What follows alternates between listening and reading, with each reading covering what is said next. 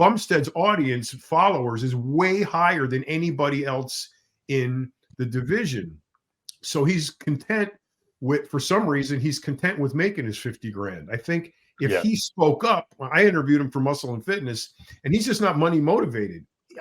Well, he's making a lot of money outside of bodybuilding. Right. So he's not prize money motivated. He's title motivated. Right. But if he made a stand and said, look, this is ridiculous, 50 grand versus 400 grand, you guys are going to have to pick it up. And if they did, and there was a $250,000, $300,000 first prize for classic physique, you'd see more guys pay more attention.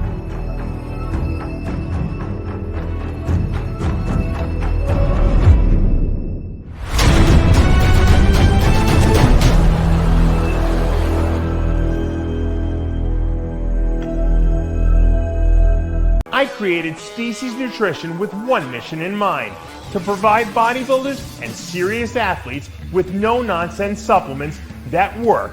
I put my name and reputation on every bottle of Species Nutrition products. If you want to be your absolute best, join the evolution. This is Kyle. Kyle doesn't like junk food. Kyle doesn't do drugs. Kyle likes to work out. Do some good shit. You're fine. Like I said, do you like my tail?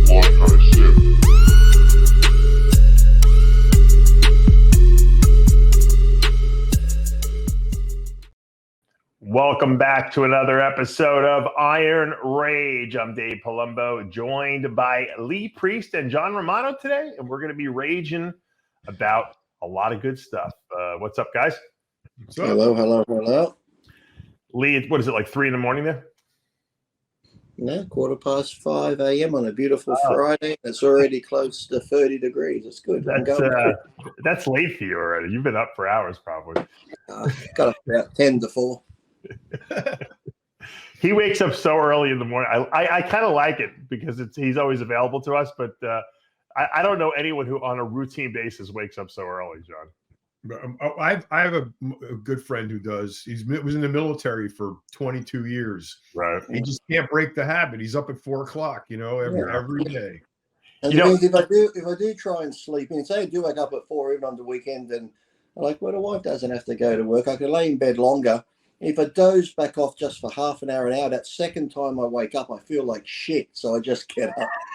Because as soon as his eyes open, John, he's thinking, I got to clean the litter boxes. Exactly. I got to lists in his head of all. Well, trust me, come 4 o'clock every morning, the cats know. Meow, meow, meow. Because they know you get up that early. That's why. Right. It's still dark out. They're only sleeping otherwise. As I was coming back from dropping the wife off, the big bats were flying back to the main groves. You guys have bats there, don't you? Big ones. I will. Well, big ones. If you Google them, just put in flying fox, and like you Americans think you have bats. You have these good You're so like a cat with wings. We have ones like this wingspan, like this, like actual looks like Batman when they wrap their wings around. Do they ever like crash into like cars and shit like that while you're driving? Actually, I was at a car show the other day, and this guy had a hot rod, with the open. It's like an open hot rod, and he said he almost crashed the weekend before. He was driving down the freeway, and one of the bats flew, and it almost looks like a Munsters car. I said would have been perfect for the car. It flew inside the car, and he couldn't get it out. They look like the flying monkeys from the Wizard of Oz, John, don't they? They do. But they call them a flying fox because their face almost looks like a fox when you see it close. It's crazy. But their wingspan, and when they wrap around, it just looks like the Batman's cape when you watch the Batman. Man. I wonder if you can keep those as pets. Those are pretty cool. I never see jumping around your houses. Yeah. I'd pass on that one, but I wouldn't mind it if the ones out in the wild would, come over and say hi every day. Yeah. But during night, as the sun's going down here at nighttime in the morning, they leave the mangroves, which is only like a couple of minutes away, and they just head somewhere over that way. You'll see hundreds of them just flying across the sky and this way. And then if you're unlucky, you'll get all bat shit over your car. If you left your car out, then you got to hose that off. It eats the paint. Yeah. What is that stuff? It's got a name for bat. Guano. Oh, right. I figured you'd know. What is it, John, again? Duano. Yeah. It's funny because they got the coolest flying stuff in Australia. They got the flying foxes, and then they got, you guys have like parrots and cockatoo. I mean, the black ones. We had a few black ones go over yesterday. They're sort of more rare, like the silver. I mean, the gold and the red crested black cockatoos. And when they make a squawk, it sounds like a child being choked, which I don't mind the sound of, but it's like it's going across. But you know, like people pay huge amounts of money here in the States to have those birds, and they just like flying over your roof, like right there. Yeah. You know? Do you know the abuse I got the other day, right? Because I was going on about school zones again. And people are just, how can you say that, Lee? If you had a kid, I said, I do have a daughter. But I said, she's smart. I said, look, kindergartens, preschools, schools where the kids are maybe under 8, have a school zone, slow down, because they can dart out. I said, but once you get the higher up schools where you're a teenager, 13, on high schools and colleges, why do we have to go 30? You should be old enough to cross the fucking road with the speed zone being 40, because they double the fines. They double. And someone's like, how could you say that? Saying kids should get run over. I said, I didn't say they should get run over. I said, parents are too busy on their phone. They're not watching their kid. But I said, if you're a teenager and you can't cross the road, I said, you deserve to get fucking hit because you don't have kids, Lee. You don't have kids. That's why. Because I'm telling you, they do not think, their brains just do not process. They just but when they're like 13, 14, they do. Let me advise you as to what's coming, Dave. When they turn like 15, 16, 17, they're 100% dumber than they were when they were 5. They are absolutely hormones. Retards. Dumber than hormones. That's what I said. That they're idiots. I'm telling you. Because it is. Exactly. Hey, so it's like 100 degrees in Australia now, like during the day, John. It's like super hot. And Lee goes to me, yeah, I'm having trouble sleeping. I'm like, why aren't you? I said, you must have air conditioning in your bedroom. He goes, no, I don't have any in my bedroom. I'm like, what? I don't know any bodybuilder that sleeps in a bedroom without air conditioning. You are out of your mind. Oh. Even Greg Valentino has an air conditioning in his bedroom. No, he has a TV that doesn't work that makes noise. That's and the noise machine. Noise maker. And you have a noise machine and the turtle tank. Lee, is your air conditioning system like mini splits? You have one in each. Yeah, each room? I don't have one in the bedroom where I mainly sleep. Why is that? That's I told him to get a wall unit. I mean, a unit. Window unit. Window unit. Yeah, those window units are actually really strong. You'll be freezing your. My wife doesn't get much sleep standing over me with the big palm leaf all night doing this 4 hours on end as I'm trying to. It's like we've got a sleeping problem. I have the air conditioning running the whole year, all year round. So even when you get the electricity bill here, you like documentaries, don't you, Dave? I just finished watching the Robbie Williams one on Netflix. Wasn't too bad. Robbie, what was it about? Robbie Williams, the singer, just about how he started off with, was it Take That? Then he got into the drugs and all this sort of stuff, and just his life, career, and all that. So that's a full rock star. Yeah, pretty much, But how relentless the British press was on him, even when he's making the #1 hits, they're just ripping him apart. And I'll have to check it out. I'm always up for a good documentary. Speaking of interviews and documentaries, I saw Chris Bumstead. I watched him. He was on Patrick Bet-David's podcast this morning at 9 a.m. I sent John the link, but he didn't have time to watch it. But I thought that was pretty cool that Patrick's, kind of getting bodybuilders back on the show. I remember for a while he was doing he had Dorian on, he had Wayne D'Amelia, he had I think he had Dexter on, right? Didn't he? Yeah, right. You were supposed to be on too. Wait. I was meant to be on, but that's when COVID hit. I was meant to be on there. Yeah. Good thing I wasn't. He mightn't have had a show anymore. We should have him back on our show. Yeah, we should probably ask him again. He was good when he came on the show, and he answered a lot of questions. Didn't Chris just have his hair transplant with Ian as well? Yeah, I think this was tape before that, though, because it looked like he still had because they shaved his head for that. He must have recorded this, like a month or two ago. But the interesting thing about he was asking him. There was a few things that I thought were interesting. by and far, I thought it was kind of boring because toward the second half of the interview, he was asking about like Canadian, politics, and Chris doesn't give a crap about that. And he was asking him about like Ozempic, and Chris is not an expert in that kind of stuff. And so I thought that was not really, that kind of got boring. But he was asking him initially about classic physique and how the popularity of it soared, and how he thinks that because the Olympia champ gets 400 grand for the winner, and the classic champ Chris has been getting 50,000, and Patrick Bet David was saying it's not fair, and don't you think that the classic is more popular? Look at your following. And I thought that Chris should have clarified to Patrick, hey, you know what? Yeah, I love classic, and I want to promote it, as being the biggest class. But the bottom line is that without the open bodybuilding, there would be no classic, because let's face it, what puts people in the seats is not classic; it's open bodybuilding. And while Chris has a great following, the other guys, in the class really don't. I mean, aside from Ramon Dino, who's a celebrity in Brazil in his own right. I think just maybe Chris, Ramon, and Urs, they're the main ones that have, I think, they're probably the best followers. Yeah, but, if you had to give fans a choice, take Chris out of the equation because he's very popular. And you said, would you rather go see Urs versus Ramon or Hottie versus, well, it's like just put bikini and that on.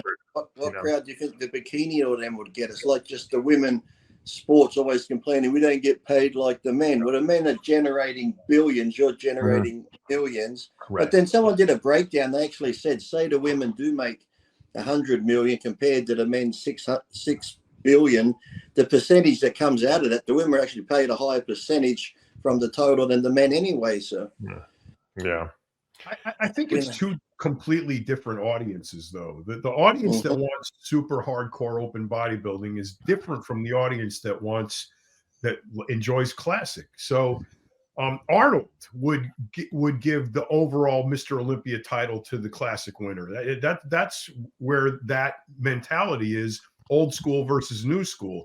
The new school open bodybuilder fan is the fan of a freak, whereas the rest of the divisions, except for maybe the women bodybuilders, don't occupy the freak status, and it appeals to a different audience. You made a good point before. Bumstead's audience followers is way higher than anybody else in the division. So he's content for some reason, he's content with making his 50 grand. I think if he spoke up, I interviewed him for Muscle and Fitness, and he's just not money motivated. Well, he's making a lot of money outside of bodybuilding. Right. So he's not prize money motivated. He's title motivated. Right. But if he made a stand and said, look, this is fucking ridiculous. 50 grand versus 400 grand, you guys are going to have to pick it up. And if they did, and there was a $250,000, $300,000 first prize for classic physique, you'd see more guys pay more attention. Interestingly, John, are you trying to say these guys would stand together? Let me tell you a story about this guy, Lee Briggs. I never said that. I said if Chris made a stand. No, I never said anything about anybody else. You and Patrick Bet David made the same point. Patrick Bet David said to him, if I was your agent or I represented you, I would be calling the powers that be every day. They would hate my guts. And I'd be saying, if you don't raise the prize money, Chris ain't going to be competing because he's selling tickets. And my whole view on that point is Patrick doesn't know the organization very well because they don't care who competes. Well, that's the thing now. He can say Chris ain't competing, but if they all had the balls and said, if Chris ain't competing, none of us are competing, then the organization would have to take notice. And that's why today I say to the athletes, a lot of them, go fuck yourselves, because you always complain every year and do this and do that, but you do nothing about it, so you get what you deserve. Well, Steve Weinberger just, I talked to him the other day. He just $20,000. He doubled the prize money on New York Pro. He's given away almost $120,000 total prize money. The men are getting the winner of New York Pro now gets 25 grand plus a $5,000 ring. And he's like, Dave, I'm trying my hardest. I know you're right. I know everyone's right. if I raise the prize money, that's going to force the other promoters to do it. And I'm trying to do the right thing. I said, Steve, of course you are. I said, you always have been for the athlete. I mean, it has to make economical sense for you too. Obviously, you don't have a sponsor. You can't do it. But I said, that's why you're, people say Steve's doing such a great job because you are putting it out there. He goes, yeah, but he goes, I don't know if people, I said, people appreciate it, Steve. Believe me, people appreciate it. Exactly. And the thing is, that's why they need someone like I said, Patrick Davis said he'd be on the phone every day. Yeah. That's why I said bodybuilding needs somebody like that, like a Jerry Maguire, who's just relentless, right. going to all these outside companies. Because like I said, when you look at Red Bull, they sponsor some of the daftest sports that I've seen to get on ESPN. Right? I'm thinking, like, let's build a little, like a thing with wings on and drive off a pier, and whoever goes the furthest. That's way more dangerous than steroids. Exactly. Right. Well, see, that's the thing is, if there was an agent or somebody that's going to be relentless, they should be going after Monster, Red Bull, these giant companies that sponsor all of this bullshit. And they shouldn't be looking for 25 grand for first prize. They should be looking for 2.5 million. That's what Patrick Davis said. Even go after Chevy. Push the numbers, push the prestige, push the quality and quantity of sponsorship, and then everything raises. But I mean, bodybuilding has been content for decades with the bottom of the barrel. So that's what you get. Even go after Chevy or Ford, because the old American muscle cars have Bumstead driving the new Corvette, seeing his arm and shit. Exactly. There's so many companies. Say like you said, you get someone who's just relentless, and he goes the 6,000 companies. He might get 5,500 knockbacks, but those 500 he might get being outside are going to bring all that extra money in, and that's what they need. Someone just keep kicking down doors to get outside, because protein companies and clothing and all the other sponsors are always going to be there, but you need to think outside the box and just go after some. Remember, was it here in Australia, we had Mr. Clean. He was like a bald muscle guy who would companies like that, where you can get someone who's maybe from the classic division or men's physique division. Doesn't have just to be bodybuilding, but there's so many divisions now that people could fit into advertising that could help promote the brands. Rogan, one of the biggest missed opportunities is Red Bull. Red Bull gives you wings. You could have had a big dude doing a backlash spread, and Red Bull gives you wings. It would have been, or could be, a windfall for the sponsorships if they would just get it through their heads that these guys are worth more money. And as a lifestyle brand approach to marketing, there's a lot of benefit to using bodybuilders. Pay them. You'll get more, better, good ones. But, they just, like I said, they are content with the bottom of the barrel. Patrick David made a good point. Rogan made it okay to smoke weed. Right? I mean, he single-handedly made it okay and made it seem like, hey, I'm going to smoke weed right on the show. As long as it was with Elon Musk. No, but Rogan made it cool. And advertisers are not afraid of weed. Now weed is essentially becoming legalized, right? If The Rock sat down and had a podcast and said, you know what, steroids are bullshit. You guys don't know what you're talking about. There's no one dying from steroids. Yes, there's people that abuse, just like people can abuse marijuana and probably kill themselves if they really had to. I mean, if they really smoked enough of it. But no one's killing themselves, from hormone replacement. These guys are the healthiest guys on the planet, the way they eat, the way they take vitamins. We should be listening to them. You don't have to go to the extremes of body weight that these other bodybuilders go to. By and far, bodybuilding does foster a healthy lifestyle.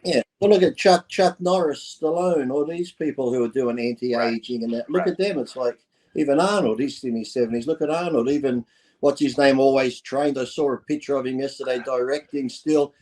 Clint Eastwood's in his 90s now, and he's still directing movies. And if The Rock made it cool and made it okay to talk about steroids and take them, well, The Rock makes it cool to drink his tequila while he's doing his or someone like him. You know what I mean? Like, you need a Rogan who's gonna basically champion anabolics and make them seem like they're not these like it's hemlock. Well, that's the thing. They're not, when they're used, like you said, for longevity or just for money. Because like I said, women go through menopause, and here in Australia, a woman can go to a doctor like that and get hormones when she's going through menopause and all this stuff. Men here have to go to the doctor, then go to endocrinologist, and back to the doctor. Right. Then a few months later, go back to endocrinologist. If your test is still low or gone high, if it's still high, sorry, you can't get it. It's like, but they'd rather put men on all these Prozacs and all these other things to make them try and feel good, when the majority of them just need some testosterone. They'd be okay. The greatest hypocrisy in society is that we not only condone but also promote the issuance of sex hormones to girls, teenage girls, so that they can have recreational sex without getting pregnant. Okay, but God forbid you give the same endogenous hormone to a boy. Yeah, they give testosterone, so we could be better at a sport and get $100 million contract out of it. Oh no, can't do that. Exactly. Yeah. No, but if it became so much, if they took away the villainization of it, you would get sponsors that wouldn't be afraid, because who doesn't want to sponsor a good-looking, muscular guy like Bumstead? You know, or who wouldn't want to like promote a freak show like the Mr. Olympia contest? I mean, it's a wet dream for the thing is too, that when you look at the soccer players, the NFL players, we know they're all on it. I think bodybuilding shoots ourselves in the foot a lot, because all the other pretty much pro sports, they're using it for recovery, they're using it for whatever. We know they're on steroids, but they don't mention it. Bodybuilding, for some reason, always has to talk about it. Young kids want to bring it up every question, trend this, trend that. It's like, we know it's in the sport, people. Shut up. Knowing what I take or what Ronnie took ain't going to make you me or Ronnie. It ain't going to make you better. If you want to take it, take it, but just shut up and go train and stop, pushing it. It's like, before Jack Owak sold Bang, before he got into all that, he should have been putting up the $1 million prize money with Bang. He could have done it, and he could have put himself into a separate category, because he doesn't care about what anyone thinks about him anyway. He would have been the sponsor to be that rebel, But obviously, he's out of the game now. I think it's deeper than the drugs. I think if you compare the genesis of bodybuilding to the genesis of any other sport, baseball, football, basketball, hockey, whatever, all those sports were romanticized, they were promoted, they were associated with America, mom and apple pie. It was good. Now you get some big oaf who can lift 500 pounds over his head, and he's a dumb fuck. There's nothing glamorous about that. Nobody glorifies it. Nobody romanticizes it. Steroids or not, it doesn't matter. Everybody in the beginning of all of this, it was the big dumb bodybuilder, the big dumb musclehead. So we were going with a negative connotation from day one. Then we had steroids on top of it. What do you expect? Everybody fucking hates us. Yeah, but John, do you think people think that the boxers are Rhodes scholars? Come on.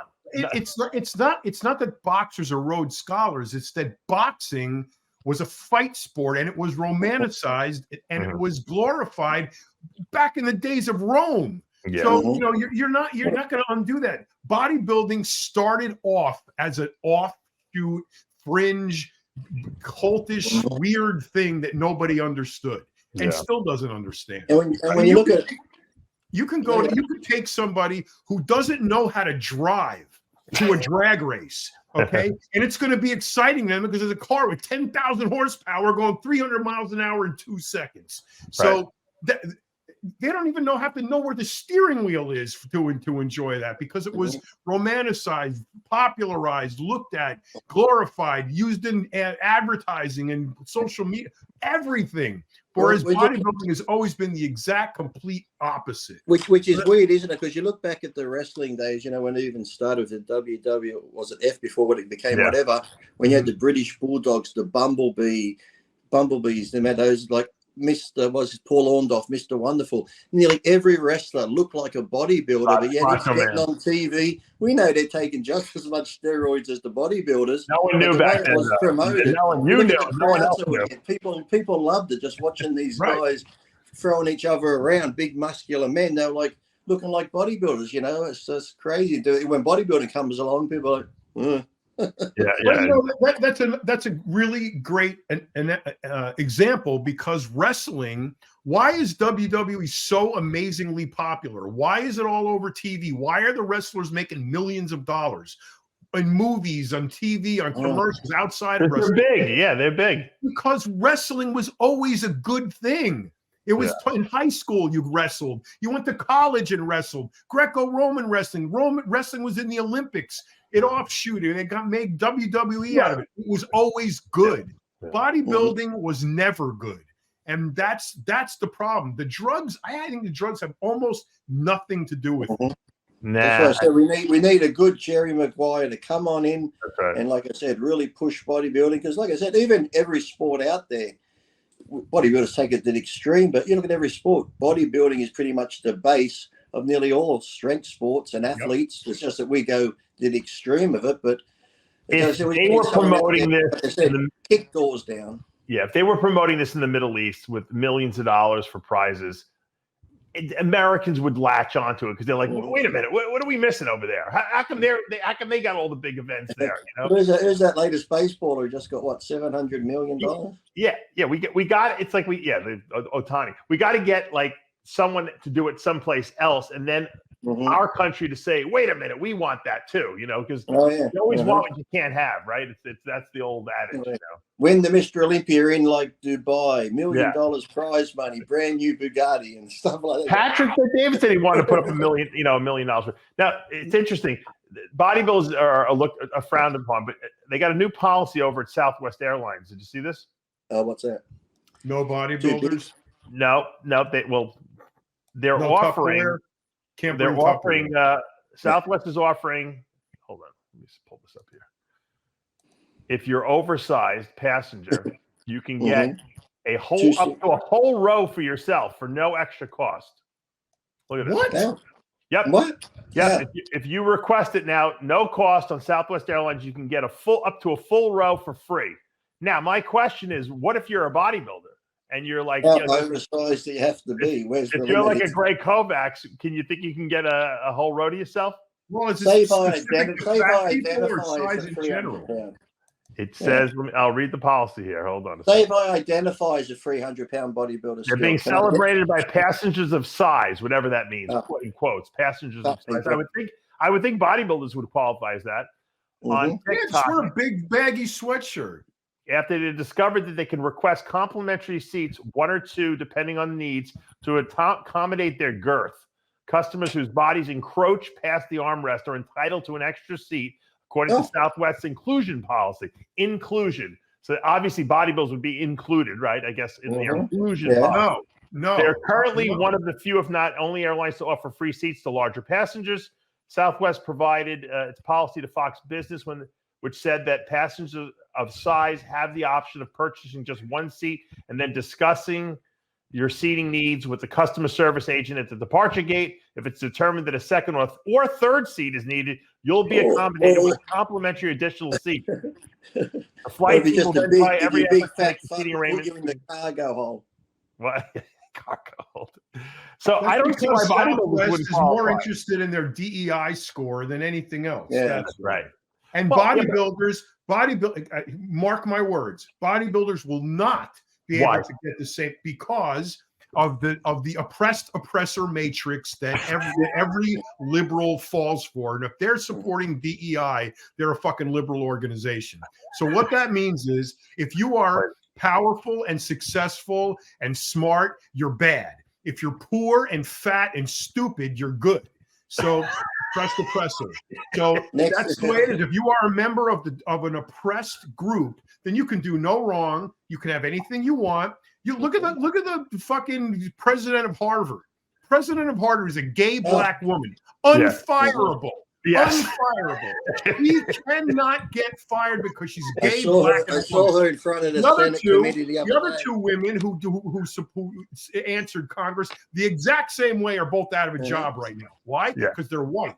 They are the oppressor. The oppressed is the black gay woman, and that's the oppressed group. So she can do anything she wants.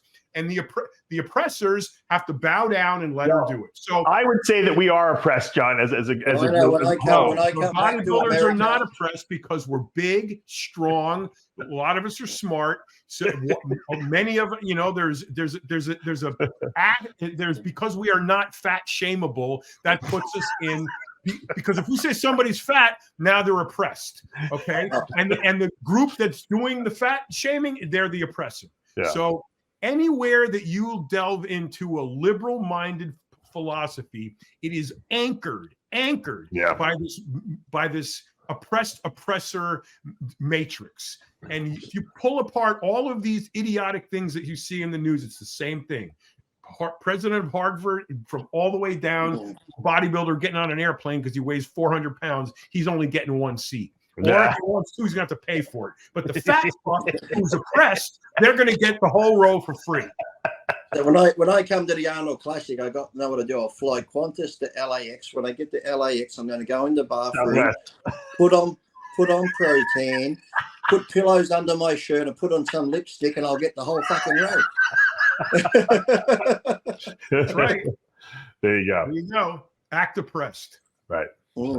Unbelievable. I saw those women being questioned by Congress the other day. But what I must say to people, I did see this heartbreaking guy on TV yesterday saying he's being pursued and there's no evidence.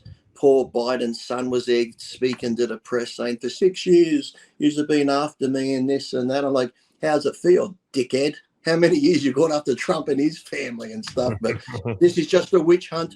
And then he blames I was on drugs and I didn't know what I was doing. And they have no evidence on my father, even though they got all the checks that are going to him that are exactly 10%. And you got him saying fire the guy. No, there's no evidence. But and so now plug in the oppressor matrix. So he's a derelict, drug addict, riddled with problems, troubled child. So he's oppressed.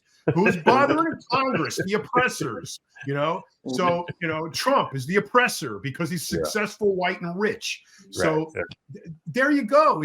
You can plug that into any of the foibles that we are experiencing socially right now, and you will find that exact pattern everywhere you look. It's the oppressor matrix, and you will look at anybody who falls into that oppressed category gets away with murder. Anything they want, they can do anything. They are You're talking about OJ. OJ's another one. There you go, right there. It all started back with OJ. OJ was the original oppressed black man. I found a good channel on YouTube, Dave. If you look it up, it's called the Y-Files or Y-Files. It's like the logo is like WF and question mark, but I think it's called WHY Files, and it goes into all stuff about how we're living in a matrix, and all like Jimmy would love it. It's all these like conspiracies, but then he'll start explaining stuff. I mean, like even my wife was getting into it, and she's like, she doesn't normally watch these type of shows. She's like, what do you watch this shit for? It's like, but this guy's pretty good. It's like they got episodes on everything, and I was going down the rabbit hole watching all these episodes of everything. Yeah, don't give that to Jimmy. He'll never leave the house. Yeah, that's it. That one there, yeah. Man, they've got some good stories in there on different stuff. Well, once you start watching that, you're like, right down the rabbit hole. Yeah.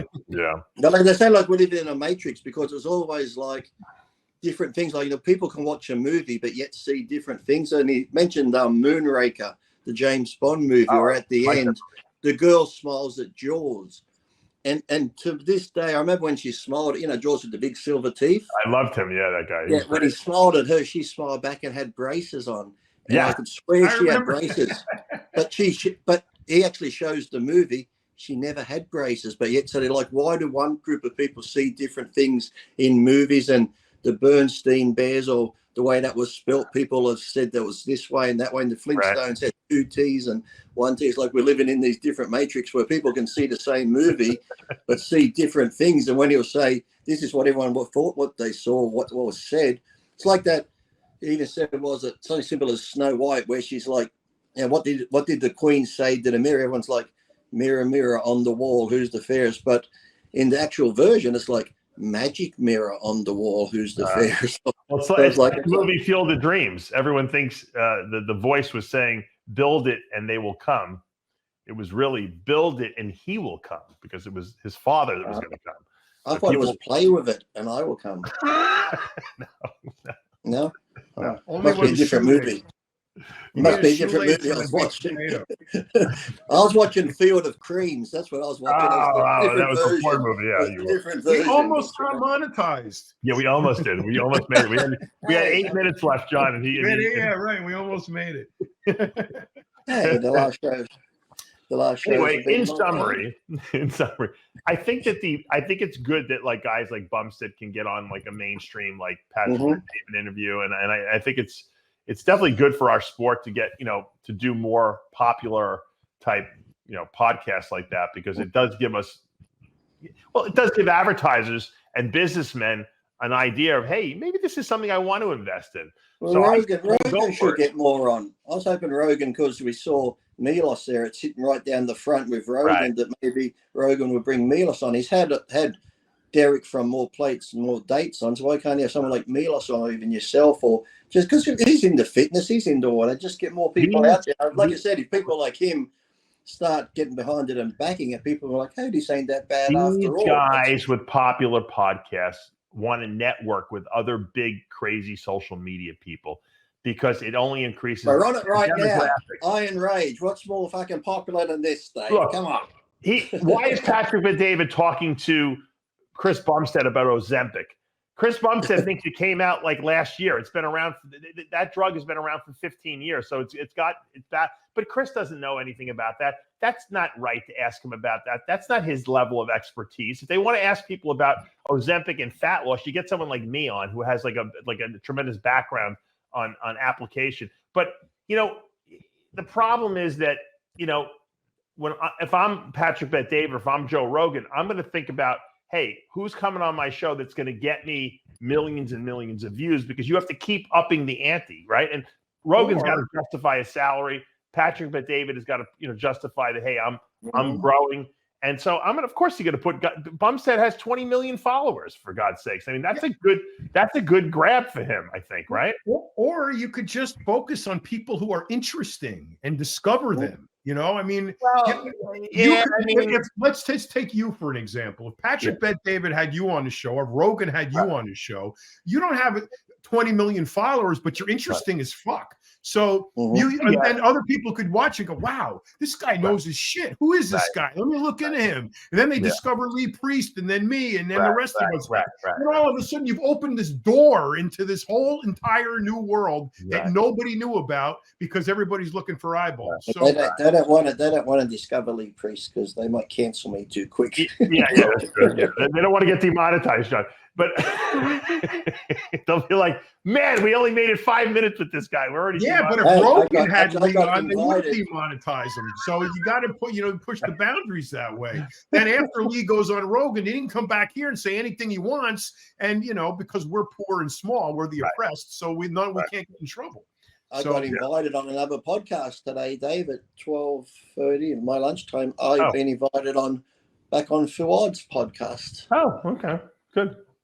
So I'll be on there with Ian and Mike, and I'll be like, I said, can I answer some of the questions? Because sometimes people always send in their questions, and I'll start replying to them on his page, and he just starts laughing at the answers I give. I'm going to throw what you here. You could ask Ian when you go on the podcast this question, because I want to know if he's upset. Because one thing that bothered me, and I really like Ian Valier. I know him since I've known him since he turned pro. I was at the Acapulco Latin American Amateur Olympia when he turned pro there. And I've always liked his physique, and I think he's a good guy.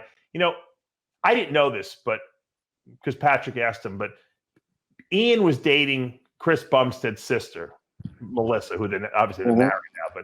And Ian was older than Chris, and Chris was like the little brother, and so he saw potential, and Chris wanted to work out, and Ian said, "Come on, I'll take you to the gym. I'll teach you how to work out, and I'll show you the ropes of bodybuilding." And he got Chris into working out. He helped him for his first show, and he helped him for all his shows. Basically, he basically was his mentor and coach. Took him through 2 or 3 Olympia wins, and then all of a sudden, we don't really know what happened. They said that Ian wanted to focus on his career, and he didn't have time to coach Chris, which I don't believe, because Ian still had other clients that he was working with, and all of a sudden, Bumstead switched over to Hani Rambat, who, from what I understand, wasn't even looking to coach him. Chris was constantly calling Hani, and that's how that helped things happen. So I don't know why they stopped working together. But at the very least, even if Chris said, hey, I want to take it to the next level, I'm going to go to Hani, whatever the case may be, I would think that, on the show when he was explaining this, he really didn't even say Ian's full name. He said, oh, my brother-in-law, the guy dating my sister. He mentioned Ian's name once, just Ian. But no one who's watching the show knows who Ian is. He should have at least said, hey, Ian Valliere is a great bodybuilder in his own right. He's now my brother-in-law. He took me from nothing to what I am. I mean, I would have given him a lot more praise, I thought. I thought that was a little bit of a... Well, it's true now, because pretty much when people think of Chris winning the Olympias, they just think Hani. They forget about Ian was the one who, like the first three of them, was Ian was helping him. And from when he was 17 years old, and he took him to the gym and showed him the ropes. I mean, it's like if I'm dating some girl and she's got a little brother, and I say, hey, come on, I'll take you to the gym. I'll show you how to bodybuild. I mean, that's that relationship, how it started. So I think he should have given him a lot more, praise, especially since Ian coaches people, and that would have helped his business. A big shout out would have been good. So aside from that, I thought the interview was, I thought Chris was great on the interview, but I thought that Ian wasn't getting enough, acknowledgement on that interview. So I think what was the family argument you want me to start? Why didn't Chris give you enough acknowledgement on Patrick David's show? Yeah, say, hey Ian, Dave thinks that you didn't get enough plugs on the Patrick David interview. What do you think about that? I don't think these gurus should get any praise. I mean, it's like ridiculous now. I mean, who can't get Mr. Olympia in shape? I mean, you're going to get Phil Heath, Ronnie. My grandmother could give Ronnie a diet and get them in shape. Right. It's like they got the genetics, and plus they're already either won a show when they've gone to Hani. Nothing against that level, John. They're already at that level. At that level, you're right. First of all, Hani didn't do anything to change Chris Bumstead's physique, but what Hani does well is these guys are emotional wrecks, a lot of them, and he mentally. Hani's a worrier, so Hani does, and even Chris even mentions on the interview, Hani does all the worrying and takes away the worrying from the competitors. So he will basically give stability, mental stability to these guys, and take care of all the little extras and little incidentals that need to be taken care of. And I think that's why guys like to work with Hani, because they figure we glorify weakness. That's great. But let's face it, bodybuilding is such a mental sport, especially those last couple of weeks. It is, but that's why I've always said, though, in the beginning, it's good. Someone shows you how to lift correctly, how to eat correctly, dieting, bulking, whatever it may be. But after years, the only way you're going to learn is through yourself, because I've always said, if John come to me and said, Lee, get me ready for a show, I don't know John's body. So I'd go, here's a diet, John, follow this. Yeah. Let me know how you're going. So a couple of weeks' time, how you feeling? Okay, take that out, add this, go away for a week or so. How you feeling now? Yeah. It's all experimental, back and forth. But these gurus come in like they've got this is it, and I got him ready, and blah, blah, right, blah. Because that's a business. That's a business move, Lee. To make it seem like you're doing something special. What you're basically doing is you're stabilizing their life, essentially, for them by taking the thought process out of it. Like John said, they're weak. They're weak. That's what it comes down to. Look, bodybuilding isn't for everybody. It's why we think that everybody can be a bodybuilder, because everybody can go to the gym. There are difficulties beyond lifting weights and suffering through a diet. Right. There are elements to bodybuilding that are difficult. It's hard. If it was easy and a piece of cake, everybody would look like Chris Bumstead. But that's not the case. So to be the best bodybuilder, you have to overcome all the obstacles. You have to learn about drugs. You have to learn about diet. You have to learn about supplements. You have to learn about training. You have to learn about everything, and you do it. It's your sport. Now I'm going to say, well, I'm going to learn about lifting, but only to a point, because I can get a coach to help me the rest of the way. And I'm going to learn about diet, but only to a point, because I can hire somebody to do that. I'm going to learn how to cook, but only to a point, because I can get a meal service to do that. And all of a sudden, you're just standing there. You got a team of 80 people around you doing all your shit. And what are you doing? You are personifying the big dumb meathead, because you can't do anything for yourself. Well, you know what, John? In defense of that strategy, a lot of guys can be the greatest coach of all time to other people, and then when it comes to themselves, they can't look at themselves objectively and make decisions. I used to always wonder that, because I even asked that question to Ian. when I was talking about the guru conversation, and I said, why is it you can get your brother-in-law in shape? He's won 3 Olympias, but you can't get yourself in shape. You go to Patrick or somebody. I'm like, to me, I just find that like weird, because as John said, it's more of a mental thing towards the end. But you can't advise yourself too hard. But at least Dillette, when he lived with me, he was honest, because I said to Dillette, I said, why do you use Chad? You know your body, Paul. And Paul's like, yeah, Lee, because he goes, what are you having for lunch today? I went, I don't know. I haven't decided, steak or chicken. He goes, see, he goes, I go to the fridge and Chad says I have to eat this and I have to have that. He goes, I'm just lazy. He goes, I don't want to think about it. That's exactly it. Sometimes you need that. You need to take the thought process up, because bodybuilders over and underdo things because we're extremists. So not everyone. Look, the most of my career, I was my own coach because I knew my body and I'm knowledgeable. Mm-hmm. But I did ask certain people I respected, what they thought. Well, I agree. It's good to have someone to ask or someone to bounce ideas off. Have a good training partner to push you. Have someone honest when you go, gee, I look great today. And they go, I'm sorry, you look like shit. I remember one, which was it before? Was it the Ironman or the Olympia? Flex was posing down near that magic mirror on the wall. Yeah. And everyone thinks he looked great. And I think it was Rico and magic mirror on the wall, not the not mirror. And they said the Flex thought he was looking good, and they said, no, you're not looking good. And then Flex didn't talk to him for a couple of months because they said he wasn't looking good. Right. It's like, but like I said, the last few weeks is the more mental thing. That's why I said, if you've got a good support team around you, just to keep you motivated, keep you going to the gym, stick to the diet. Because even when you're looking your best, you look in the mirror and you think you look, it's almost like anorexia, where girls think or men think they look fat, but they're skinny. As bodybuilders are the same. You can be looking so good and go, gee, I look shit. And someone looks at you and go, are you nuts? I used to do that backstage. I'd be like, look at the guy over there. He looks right. Look at his arms. You think that Hadi Choopan needed Hani Rambod to tell him how to eat or had trained? I mean, the guy was already looked like Mr. Olympia before he met him. You mean that if he didn't do that FTF7, he wouldn't have been. But what Hani did was Hani facilitated it a place for Hadi to come over early. He stays with him. He helped him get over here, get the visa. I mean, so in essence, Hani provided a very valid service, stabilized Hadi's life.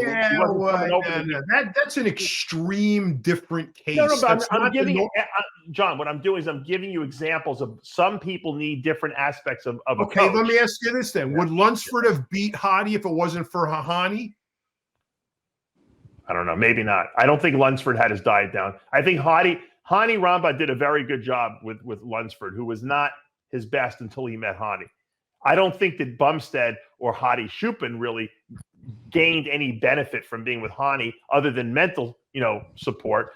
But some guys actually do get good, dieting. I like the pros that have been to Hani, but that didn't work out. So then they'll go to Patrick. If that doesn't work out, then they go. Some people have been to 5 or 6 different gurus because they think. In defense of Hani, not every person clicks with every coach. So sometimes you just can't figure out a person's physique. For some reason, the coach and the client don't work well together, and they got to go to someone else. But the point of my question is that if Lunsford could not have won the Olympia without Hani or beaten Hadi without Hani, he shouldn't have beaten him. Then that's it. It's not like if I'm in a Formula One race, and I'm racing around a Formula One track, I'm not listening in the ear to the whoever coach saying, "What? Take a later apex? No, get on the brakes now." No, but what about all the training prior to the race? What about the training prior to the race where you guys discussed strategy and you already had all that previously? At the end of the day, I'm doing the driving. I'm not putting that. How your brain was trained for the driving. If I'm gonna how race, your brain was trained for the driving, though. Yeah, but if I was going to race, though, like Hani and a lot of these guys who are these gurus now who are training these guys that are winning Olympias, when you look at them, it's like they've never been to the pro level. They've never been there. So if I was on a racetrack, and Michael Schumacher said, Lee, this is how you take the apex. This is when to get on the accelerator. I will listen to him. I'm not going to listen to Joe down the road who does burnouts on the bloody corner and says, hey, Lee, listen to me. Spin the tires, go as fast as you can. They've been great football coaches that never played the game, at a high level. And they just were good coaches because they were motivators. Because they got great players too. This is where I hate when coaches here in Australia too, they'll get fired because the team's not doing well. It's not the coach's fault. He can only tell them so much. It's the people on the field. They know how to play the game. If they're not motivated and they don't have it up here, don't blame the coach, because these kids have been playing since they were young. They know how to play the game. But I think mentally they start worrying about sponsorship. They start worrying about this. It's like, do it for the love of the game. If you do it for the love of the game and for the reasons why you got in it to the beginning, everything else will fall into place, you know? Look at like Bill Parcells. He was a notorious taskmaster. Everyone said he was. When Bill Parcells walked into practice, everyone was like trembling. Other coaches didn't instill that type of fear in the players and motivate them that much. I don't know why. Some coaches just have it, you know.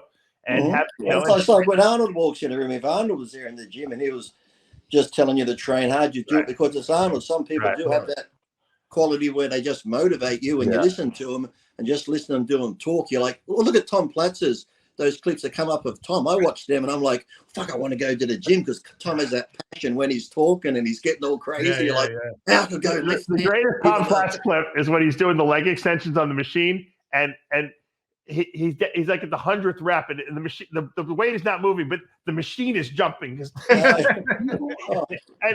it's like he's not moving the weight anymore, but he's still doing a set. He's still like doing that. Like he's still doing the. I think once you turn pro as a bodybuilder, you should be forbidden from using a coach. Those guys who at the top level, John, need a psychologist. You should. Then Leslie takes over. If you're a pro, if you win your pro card as a bodybuilder, you should be able to bodybuild by yourself. Chris, a big boy. Chris now. Bumstead said he goes to a psychologist. He said he sees a psychologist. You need the psychologist. The day you say to yourself, I'm going to be a bodybuilder, that's when you need the fucking psychologist. Not before you turn pro. Yeah, not after. Lee knows that firsthand. That's true. Oh, baby, hey Dave, don't talk about it, because I got into the racing later on and won the championship. I think, imagine at 12 or 13 if I got into racing then, or any other sport. Oh my God, yeah. I get it. I think if I'd started playing with a fucking Rubik's Cube when I was 12 years old, I'd be better off. Like I said, there we go back to Red Bull. Red Bull sponsors. Last time I saw it was $1 million prize money for rock, paper, scissors. If I just if I had just smoked coke my whole life and done rock, paper, scissors, I could have won $1 million. There you go. You would have been a prodigy. Weren't you a gymnast? Didn't you tell me you were a gymnastics prodigy when you were young? I started with gymnastics before the bodybuilding. At your height, you would have been probably amazing with that level of muscularity. On the rings, could you imagine? On the rings and the hobby horse. Iron Cross. Yeah. He would have been. He could have been an Olympic gold medalist. I know, and just having a gold medal, being an Olympic champion, that I could have. You could have been on a Wheaties box with that. You had the good look, blonde hair, blue eyes. You would have had the Wheatie box and everything. You would have been set. You would have been like. Somebody. Then you could have turned into a woman later in life, like Bruce Jenner, you know. Thanks for making me realize how worthless my life is right now. Thank you.